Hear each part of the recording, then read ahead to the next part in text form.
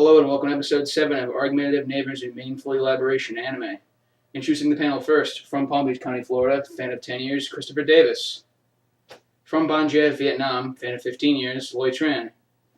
And I'm the host and narrator of the show, Jake Rose, fan of 12 years, born here in Worcester, Massachusetts. Our topics will include ominous music at odd times, purity, Christianity in anime, gluttony and indulgence, courtesy and custom, olden phrasings, how the artsyle is similiar of Fullmetal Alchemist, how some anime series have irrelevant titles, why exactly it is that Holo likes fruit even though she's a wolf, the visual teases, how the series would make a good role-playing game, how many young characters in anime have white hair, the tramplings that occurred when Holo was in her wolf form as well as by a sheep, and the scene in episode 13 where Lawrence imagines Holo eating the shepherd and her dog, when in fact she does not, and we are made to believe that this actually happens.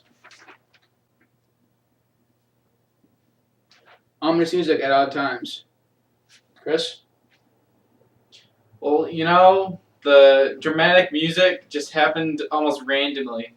Like, they'd just be walking and all of a sudden the music will play.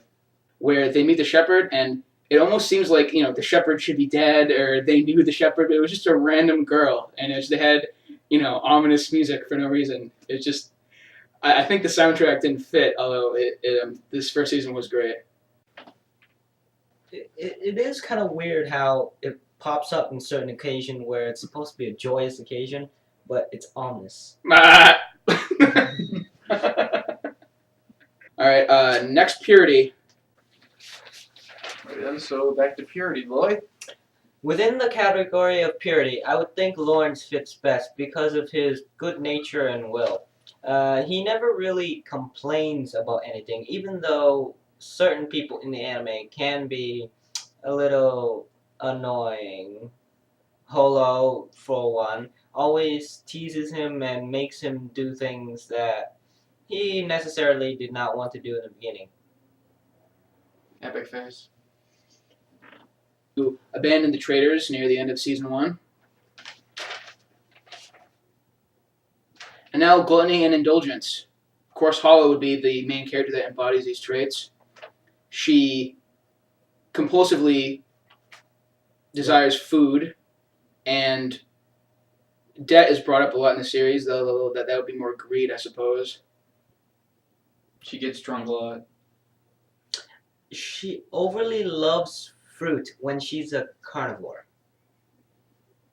Yeah, We'll possible. save that for later. No, we can bring it up now. We don't have to do it in order or anything.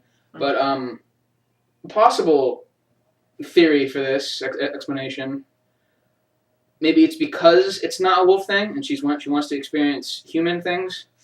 Because obviously wolves don't eat fruit normally. So pupillessness of the horses until the end of season 1. All right, Christianity in anime.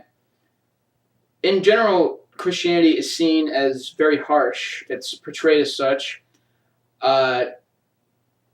Often, Christians in anime are portrayed as people who just aren't willing to coexist with people of different faiths, and I feel that's a negative way to portray them. They're often the bad guys. They're corrupt. I mean, they usually go back to earlier times where Christianity was more corrupt as far as the heads. But even still, there's rarely a positive spin. I mean, and this can be attributed to the fact that anime is Japanese animation. I also think that the anime's themes especially included corruption and betrayal. Lawrence was betrayed by merchants quite a couple times in the series. And then, the corruption of government leaders, politicians, religious leaders. On the topic of purity, Lawrence was far too trusting. Also in anime, we find multiple religions almost existing alongside each other, and paganism was referenced in the anime several times. on the courtesy and custom. In this case, we have a deity on Earth, and there is no proof of Christianity in the anime. So that's another skewed thing. I do agree with Jake. There are a little bit too much formality in the talking of Spice and Wolf, even between friends that know each other, such as the currency exchange guy. He talks to Lawrence, and Lawrence talks to him like they are so professionally, but yet they know each other for so long. But the money launderer, does not act like that around Holo. He tries to flirt with her. Flirt. And also, it was because Lawrence and the money launderer were doing a kind of business. And this ties into the olden phrasing. You'll notice some anime, especially that are set in olden times, have a very unrealistic way of wording their dialogue. Like, especially in, say, the first fourth of the Inuyasha series, the way they go back and forth, especially Kagome, who's from the present era, does not speak the way someone from nowadays would. There's very little formality in the way we talk nowadays, and there's too much in the anime. I mean, I know it's from then, but it's targeted at people from now, obviously, since it is now.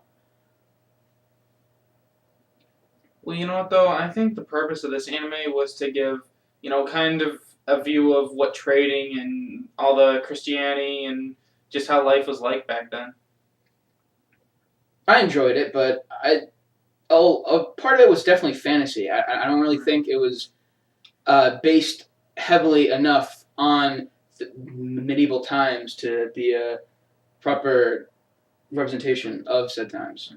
I'm just thinking it was a good break from all the, all the bloody, just all the bloody, violent anime we've been watching. Dragon! Yeah, this was a very good break from all the blood and gore. Whatever, let's just move on. Oh shit, it's raining.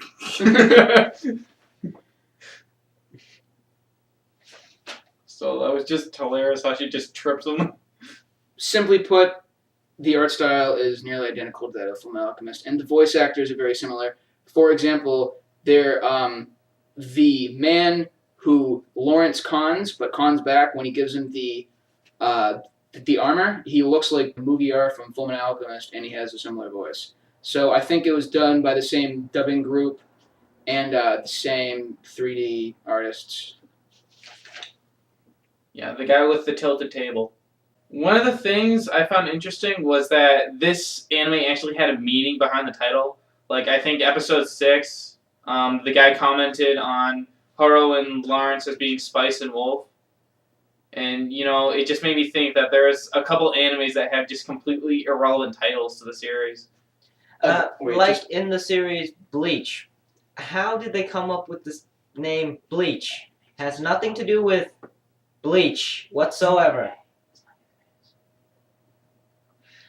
Jake, anything to add on that? Oh, I was just telling Chris that anime isn't a fucking word, it's anime. Anyway, sorry, Chris. It's fun to piss you off.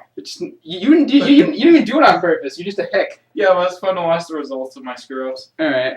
The many similarities between Holo and C2 from Code Geass. One of their similarities is that they're old, but still somewhat immature. They have strange colored eyes. Their hair, abnormally colored as well for someone of their times. They're immortal and they look young. They love strange foods. They have strange personalities. They're strange in general. There's virtually no innuendo in the series. However, some of the motions are a bit more mature.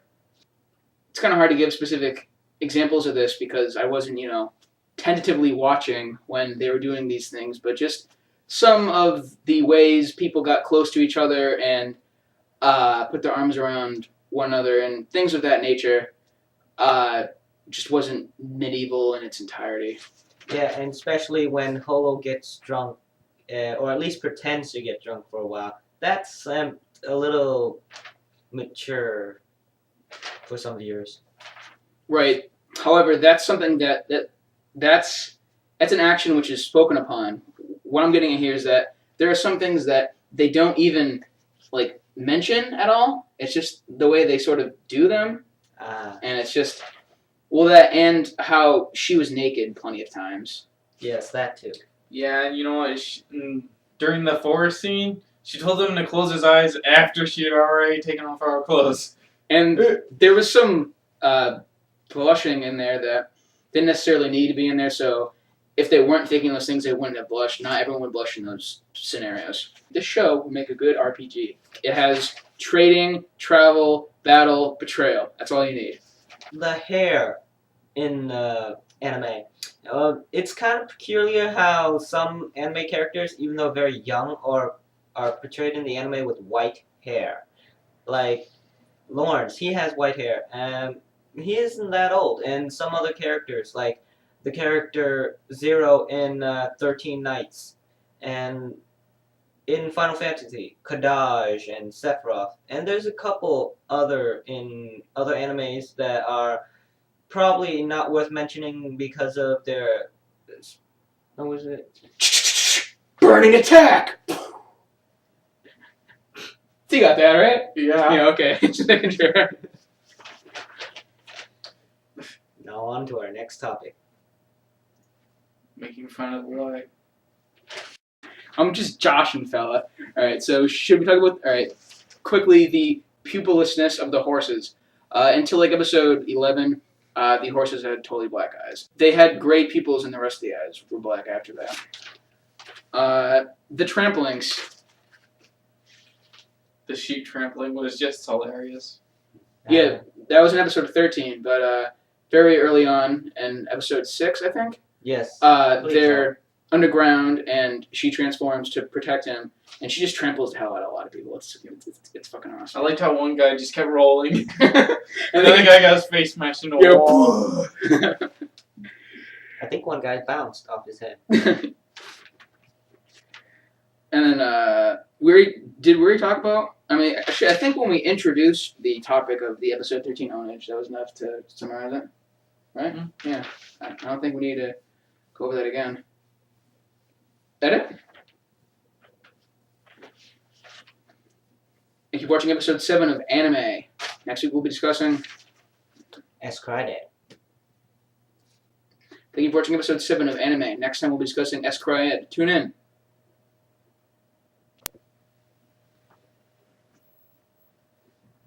Hey, it's Jackie Chan.